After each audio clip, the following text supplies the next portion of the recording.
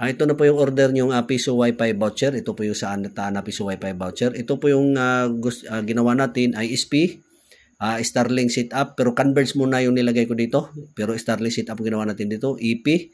Ito connected po yung ating EP. Tapos port 3, 5 Mbps. Port 4, 10 Mbps. Port 5, open na internet, walang limit. Ngayon, actual testing na po tayo. Itong 5 Mbps, connected tayo sa port 2. Connected ang ating computer. Ayan. Dito natin pakita ngayon kung speed test tayo. Check po natin kung nakalimit tayo ng 5 Mbps. Ayan.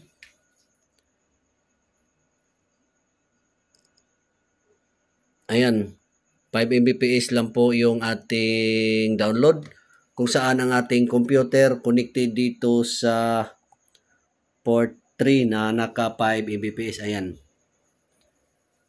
Ayan, 5 Mbps download, 5 Mbps upload. Ayan. Pantay po yung upload at saka download natin. Ngayon, ililipat naman natin dito sa 10 Mbps. Dito sa port 4. Kaya ilipat natin. Lipat ko muna dito sa port 4. Ayan. 10 Mbps na dapat ang speed test nito. Check natin again ang ayan, magdi-disconnect ang Microtech natin. Tapos magko-connect po yan ulit. Ayan na, nagko-connect ulit. Check natin kung may internet na tayo kasi lumipat tayo ng ibang port. Ayan, mayroon tayong internet. Check na natin dito, speed test. Yung last speed test natin, 5 Mbps lang sa port 2. Ngayon, go tayo.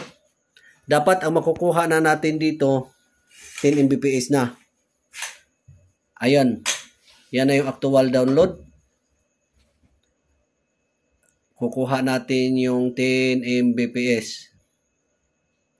Yan dito. Connected na yung 10 Mbps port doon sa ating likod ng computer. Ayan.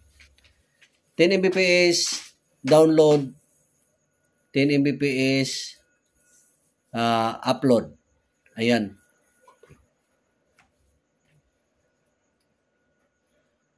Tapos, ngayon, ililipat na natin dito sa port 5. Ito yung LAN na walang limit.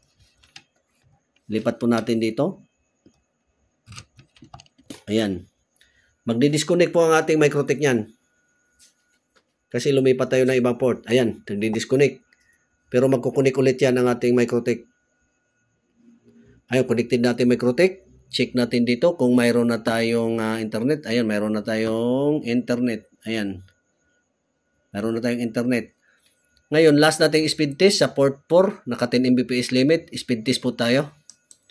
Makukuha po natin dito ngayon ang open internet. Ibig sabihin, ang converge natin 300 Mbps.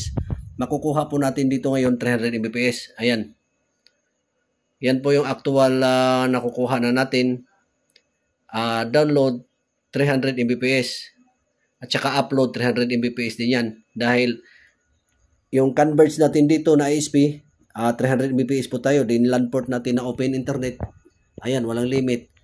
Pasok po yan dito sa 300 Mbps. Kaya yan. 300 Mbps download, 300 Mbps upload. Kukuha po natin.